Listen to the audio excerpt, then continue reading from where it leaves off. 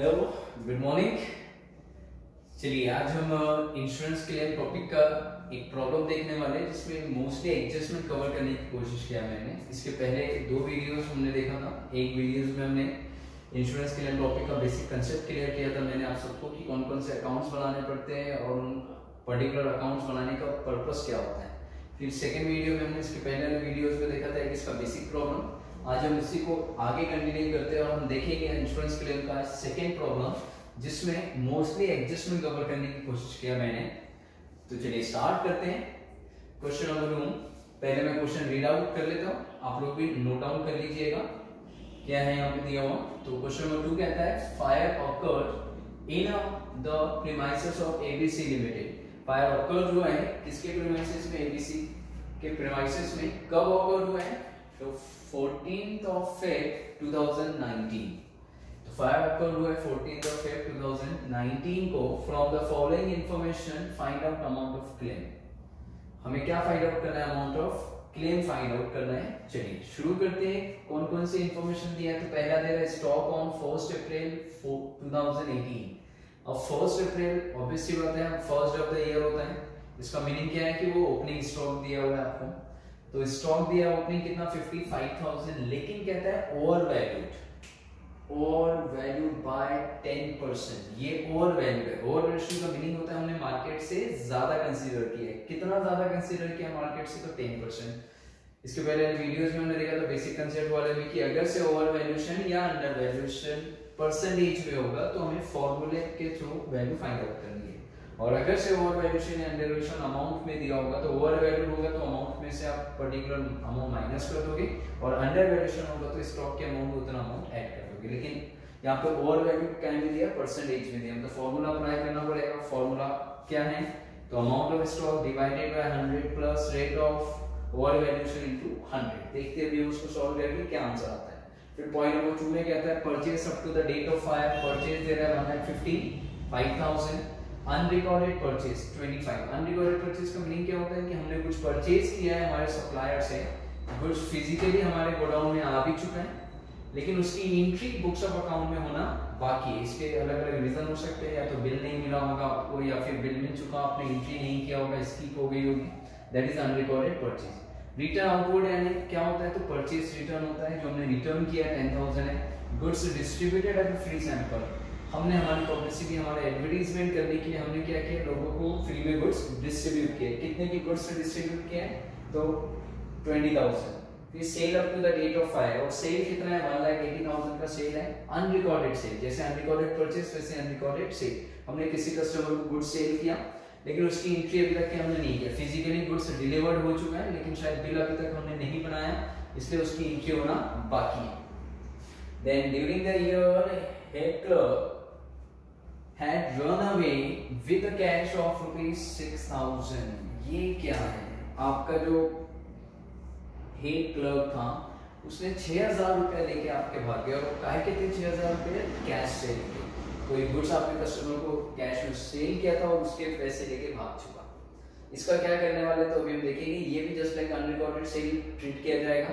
Return inward, return inward यानी था sales return.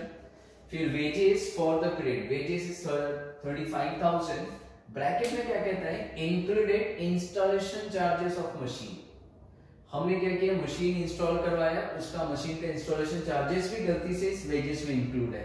कितना है? वो 4,000 है। क्या करना पड़ेगा? हमें 35 में से 4,000 माइनस करके लिखना पड़ेगा। फिर goods withdraw for personal use. Owner ने क्या किया? अपने पर्सनल यूज के लिए गुड्स विड्रॉ किया बिजनेस से। कितने की गुड्स विड्रॉ किया? 12,000 एट अ सेलिंग प्राइस। लेकिन ये जो 12,000 है ये क्या आपका? Selling price. सेलिंग प्राइस इसका मतलब क्या है कि आपने उसमें प्रॉफिट ऐड किया हुआ। ये जो 12,000 है इसमें प्रॉफिट का अमाउंट भी इंक्लूडेड है। हमें क्या करना पड़ेगा? इसमें से प्रॉफिट का एलिमेंट जो है वो निकालना पड़ेगा, उसको माइनस करना पड़ेगा। किस तरीके से करते हैं वो अभी हम देखते हैं आगे। रेट ऑफ ग्रॉस प्रॉफिट, ये सबसे मेन चीज है। इस क्वेश्चन में देखिएगा रेट ऑफ ग्रॉस प्रॉफिट दिया है। रेट ऑफ ग्रॉस प्रॉफिट दिया है मतलब ट्यूबलाइट जल जाना चाहिए कि अब आपको इस क्वेश्चन में एक ही अकाउंट बनाना है। That is a memorandum trading account. Trading account बनाने की जरूरत नहीं है। इसके पहले वाले वीडियोस में हमने देखा था जिसमें ट्रेडिंग अकाउंट भी बनाया था, मेमोरेंडम भी। लेकिन इस क्वेश्चन में ट्रेडिंग अकाउंट नहीं बनाया जाएगा। क्यों नहीं बनाया जाएगा? क्योंकि क्वेश्चन में रेट ऑफ ग्रॉस प्रॉफिट दिया है।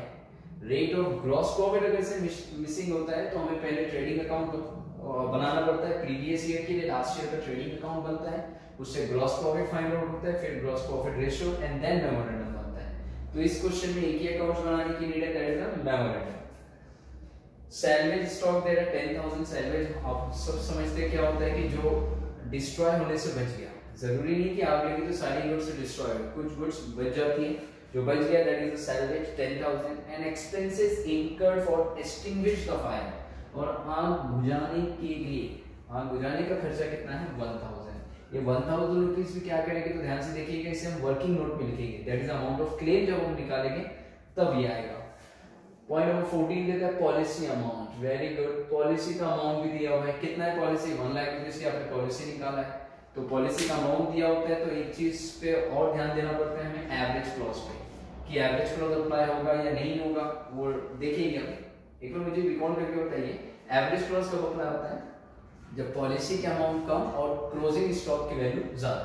जैसे मान के चलिए इस क्वेश्चन में क्लोजिंग स्टॉक की वैल्यू अगर से 1 लाख से ज्यादा आती है तो हमें एवरेज क्लॉज अप्लाई करना पड़ेगा, लेकिन अगर से क्लोजिंग स्टॉक की वैल्यू 1 लाख से कम आती है तो हमें एवरेज क्लॉज अप्लाई करने की जरूरत नहीं पड़ेगी। देखते क्या है।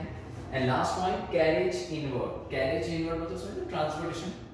तो कैरेज इनवर्ड है 12,000, लेकिन इसमें भी एक एडजस्टमेंट है। This amount included transportation charges of machine. ये जो मशीन आपने इंस्टॉल किया है इसका ट्रांसपोर्टेशन चार्जेस भी कैरेज में इंक्लूड है, और उसका ट्रांसपोर्टेशन चार्जेस कितना है 3000। तो यहाँ पे हमारा क्वेश्चन कंप्लीट होता है। अब मुझे बताइए इस क्वेश्चन में कितने अकाउंट्स बनाने की नीड है? 1 और 2? ओनली 1। कौन सा? मेमोरेंडम। ट्रेडिंग अकाउंट बनाने की नीड नहीं। क्यों नहीं है ट्रेडिंग अकाउंट बनाने की नीड? क्योंकि क्वेश्चन में gross profit ratio already given है पॉइंट नंबर 12 में। अगर से ग्रॉस प्रॉफिट रेशियो नहीं दिया होता तो हम पहले ट्रेडिंग अकाउंट बनाते देन मेमोरेंडम। तो चलिए शुरू करते हैं फॉर्मेट ड्रॉ करना। First line in the books of ABC limited. Second line में आप लिख दोगे memorandum trading account. Memorandum trading account. Memorandum मतलब it's kind of working note, rough work जो हमारा होता है, जो फेयर नहीं। Memorandum trading account. Third line में फॉर द ईयर के बदले हमें क्या लिखना होता है? फ्रॉम। फॉर द ईयर नहीं लिखा जाता है, यहाँ पे फ्रॉम लिखा जाता है। फ्रॉम में कब से? तो first day of the year. Question के अकॉर्डिंग शायद आपका फर्स्ट डे 1 अप्रैल 2018 है। First day of the year, that is 1 April 18 to date of fire. Date of fire is 14th of Feb 2019. ये आपका ड्यूरेशन हो गया, करेक्ट?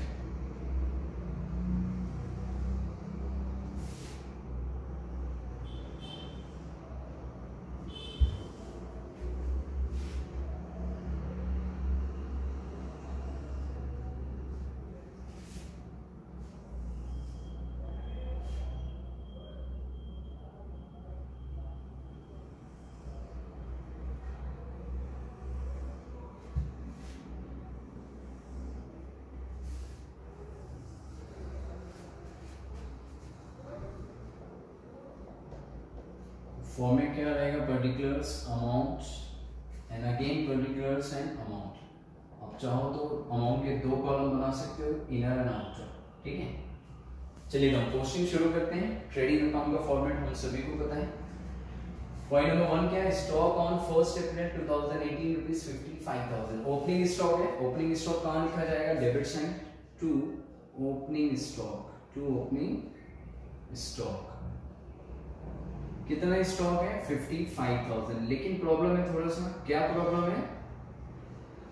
Over valued bye 10%। ये जो स्टॉक है ये क्या है? ओवर वैल्यूड है। तो ओवर वैल्यूएशन का formula amount divided by 100 plus rate of over valuation into 100।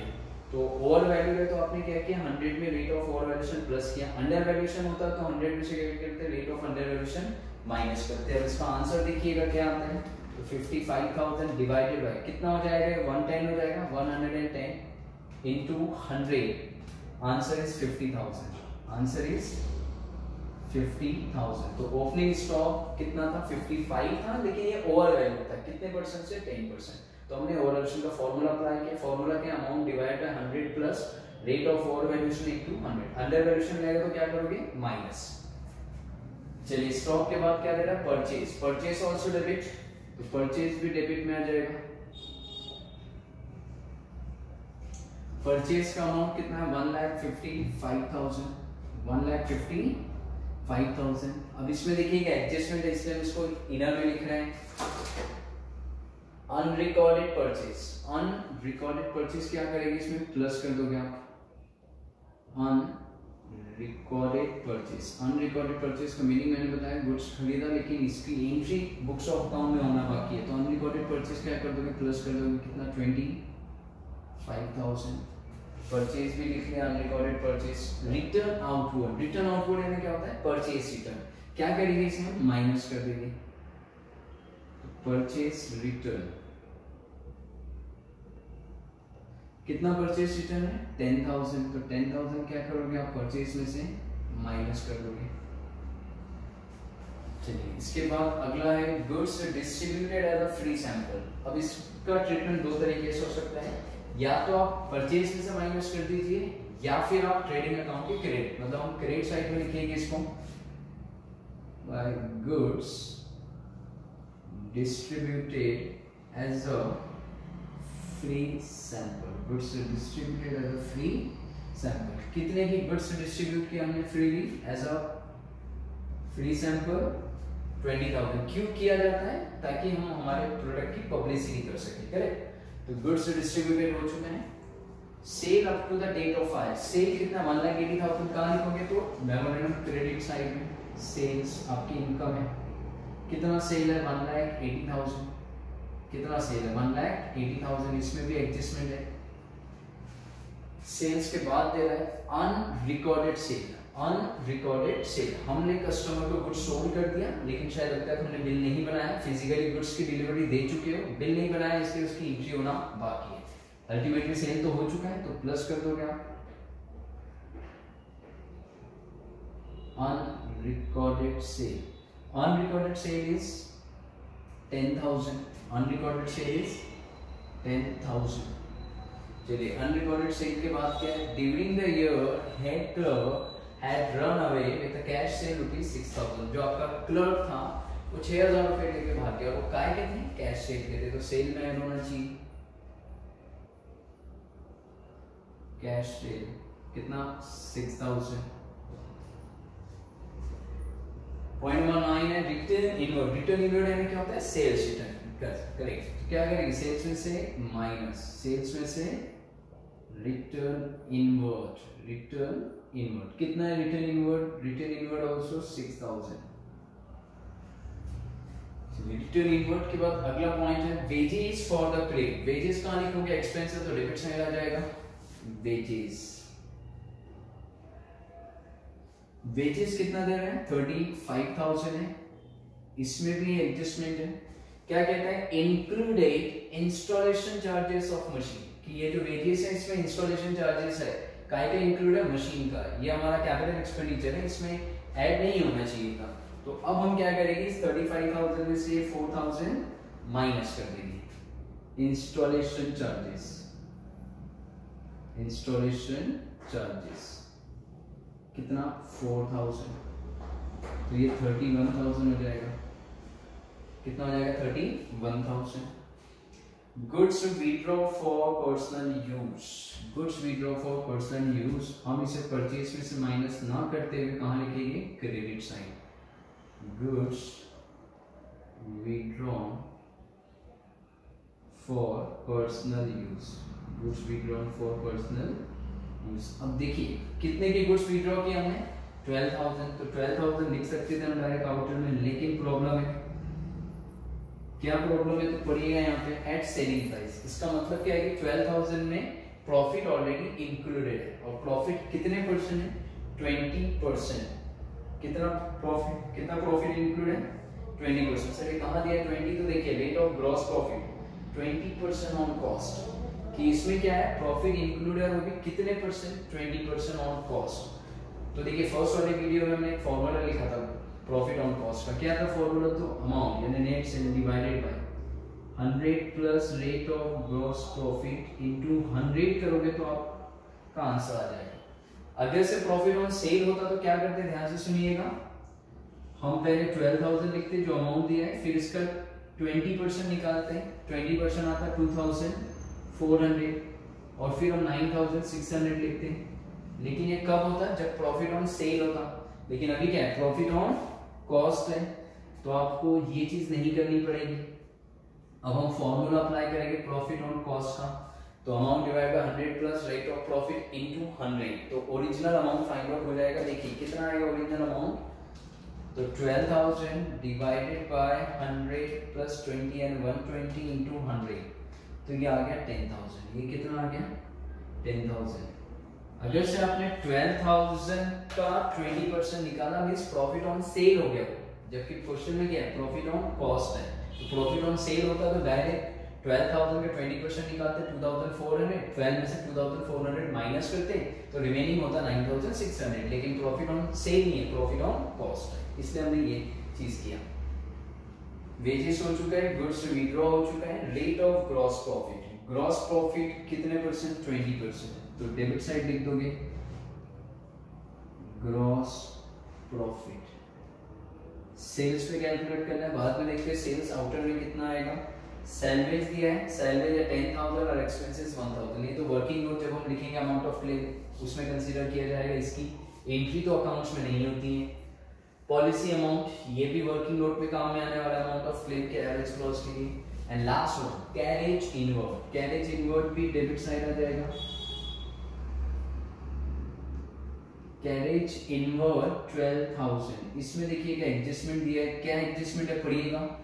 These amount included transportation charges of machine, जैसे installation charges of machine minus के, वैसे ही कैरेज में से क्या करेंगे transportation charges of machine minus कर देंगे।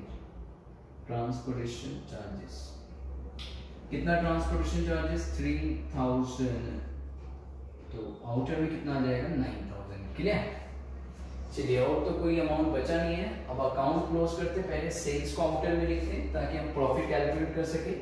तो सेल था 1,80,000 प्लस किया अनरिकॉर्डेड सेल 10,000 प्लस कैशियर जो हेड कैशियर लेके भागा आपका माइनस सेल्स रिटर्न, तो ये आउटर में आ चुका है 1,90,000। कितना आ गया 1,90,000। अब हम इस पे प्रॉफिट कैलकुलेट कर लेते हैं। प्रॉफिट ऑन सेल होता, अगर से प्रॉफिट ऑन सेल होता तो हम क्या करते हैं 1,90,000 इंटू 20% करते, दैट इज 30,000 आता, सॉरी 38,000। कितना आता 38। लेकिन प्रॉफिट ऑन सेल है नहीं, प्रॉफिट ऑन कॉस्ट है, तो फॉर्मूला यूज करोगे 1,90,000 डिवाइडेड बाय 100 प्लस 20। अब हमें प्रॉफिट का अमाउंट चाहिए इसलिए हम मल्टीप्लाई 20 से करेंगे। कॉस्ट का अमाउंट चाहिए तो मल्टीप्लाई बाय 100 होगा, लेकिन प्रॉफिट का अमाउंट चाहिए तो multiply by 20। 1,90,000 divided by 120 into 20, 31,667 कर सकते हैं राउंड ऑफ, ठीक है 31,667। ये क्या है profit on cost. Profit on sale होगा तो क्या करिएगा फिर से बताइए 1,90,000 इंटू 20% कर देते, वो 38,000 आ जाता, लेकिन वो प्रॉफिट ऑन सेल होगा। अभी क्या है प्रॉफिट ऑन कॉस्ट है। चलिए परचेज को भी आउटर में निकाल लेते हैं। 1,55,000 प्लस 25,000 माइनस 10,000, तो आउटर में 1,70,000। और तो कोई ट्रांजेक्शन आउटर में नहीं है, टोटल करिएगा। डेबिट का ज्यादा आने वाला है 50,000 plus 170 plus 31,000 plus 9,000 plus 31,667,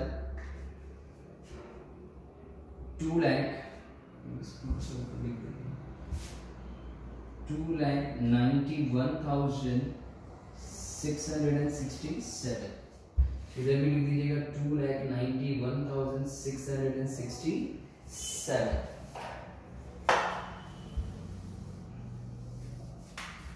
debit में से हम क्या करेंगे क्रेडिट माइनस कर देंगे, माइनस 1,90,000 माइनस 20,000 माइनस 10,000, तो डिफरेंस जो आ चुका है दैट इज 71,667। 71,667, ये क्या माना जाएगा क्लोजिंग स्टॉक। कौन सा क्लोजिंग स्टॉक, तो on the date of fire. Closing stock, ये आपका बैलेंसिंग फिगर, करेक्ट। तो कितने का स्टॉक था जिस दिन फायर ऑफर हुई? 667। क्या किया आपने? डेबिट में से क्रेडिट माइनस कर दिया, डिफरेंस आ चुका, that is the closing stock. अब ये तो फाइंड आउट हो चुका क्लोजिंग स्टॉक। अब हमें क्या निकालना? अमाउंट ऑफ क्लेम, कि हमें इंश्योरेंस कंपनी से कितना पैसा लेना है। तो चलिए मैं इसे मिटा रहा हूं यहाँ पे, ये आपने नोट डाउन कर लिया होगा ऑप्शन। देखिए क्या याद रखना है, आपकी पॉलिसी का अमाउंट कितना है? 1 लाख है। पॉलिसी अमाउंट कितना है? सॉरी 1 लाख है, और सैलरी कितना है? 10,000।